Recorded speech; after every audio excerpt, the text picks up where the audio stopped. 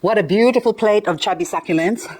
Now I want to do a David Copperfield on you. From that to this. Look at that. Don't they look so pretty? Oh, look. And I already put them in this glass bowl. There's no holes in it, but I just put them in coconut coir. And it's still dry, so I'm going to give them a couple of days to basically relax. And then I can put some water on this one and continue to grow them basically. So this is all I need to do with them. And when they all filled up the spaces around them and they're headbutting, that's when I can separate them. Hello there, my name is Liz, a self-confessed succulent addict. Welcome to my channel, Growing Succulents.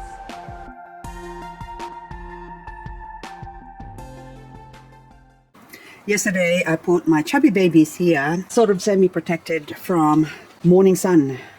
And last night, we had some rain. So let's go check, see how the chubby babies fared. And we can see that it did get wet. See the difference on the soil. So there's only like a couple of millimeters where it's wet. The rest is dry. So since it's already had its taste of water, so you can still see water pooling on the surface of this beautiful baby here. We can't leave it like that because that's gonna rot. So what I'm gonna do is give it more water. The bowl is a glass bowl. It doesn't have any hole, and that's the reason why I put these babies here, so I can show you the difference of the water level, or the wetness of the soil basically, which is all coconut coir. So you can grow succulents in just plain coconut coir for a long time. Actually they will grow. So now I've got water basically and watering this, and while I'm doing that, I don't like the dirty faces, so I might as well give them a bath. Mommy's gonna give them a wash, and at the same time watering them. So now I'm gonna go on the edges.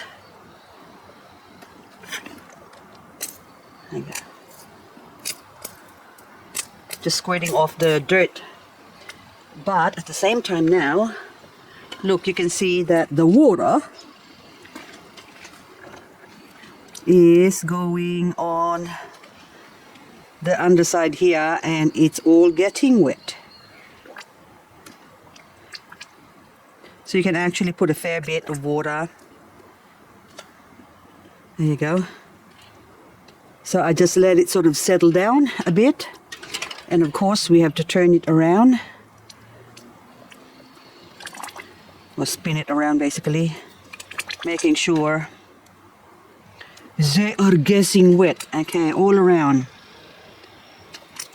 Because if you just get the top of the succulent wet, they have a high chance of rotting. But if the roots are absorbing water, then they can decide for themselves how much water they take in and how much water they can repel basically. So this is a 250 ml container. I have to top it up again because there's still a lot of dry spots. Okay, I'm just gonna feel sort of getting heavy, but I can still feel some dryness. I'm just gonna go have a peep in the bottom. I had a peep for you. I can't show you because that means I have to tip over this and I can't lift this thing above my head. But anyway, so it's still all dry, so I'm just gonna go in the center. And so I'm putting half a liter of water in this glass bowl. And I'm using this little squirty thing because I don't want to disrupt the soil as much as possible. I don't want to create hollows and gouges on the surface of the soil. I want them to all level up.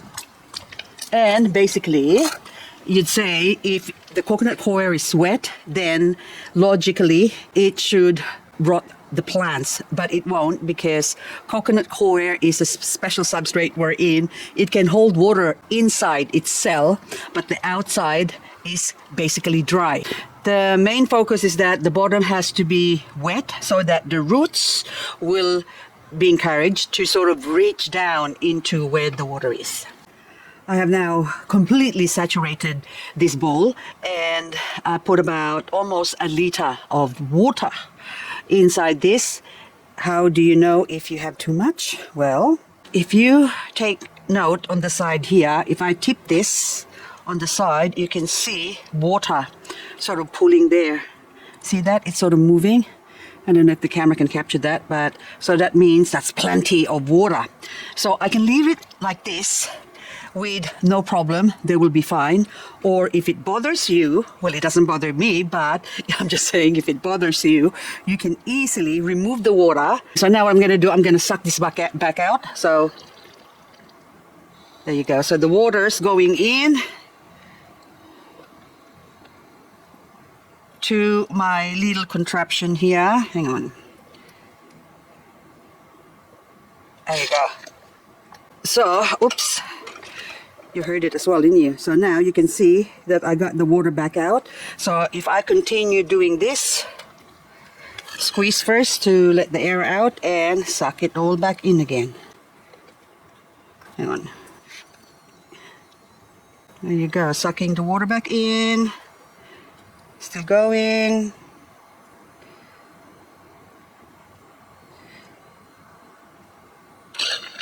There you go.